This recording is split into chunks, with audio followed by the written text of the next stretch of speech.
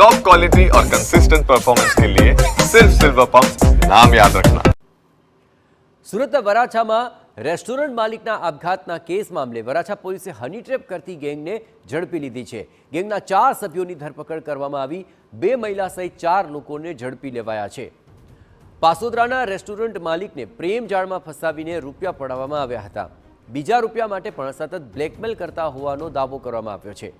Restaurant માલિકે આપઘાત પહેલા એક વિડીયો બનાવ્યો હતો। રેસ્ટોરન્ટ માલિકના તાપી નદીમાં કૂદીને આપઘાતનો પ્રયાસ કરવામાં આવ્યો હતો। મહત્વપૂર્ણ છે કે વરાછા વિસ્તારમાં રેસ્ટોરન્ટ ધરાવતા યોગેશભાઈ જાવ્યા છેલ્લા 2 મહિનાથી ગુમ હતા।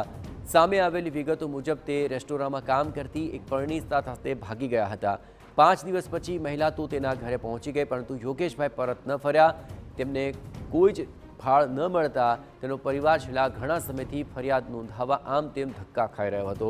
જે બાદ તેમના આપઘાતના સમાચાર આવ્યા અને તે પહેલા બનાવેલા વિડીયોમાં એક પરિણીતા સહિત 4 લોકોને આપઘાત માટે જવાબદાર ઠેરવ્યા હતા।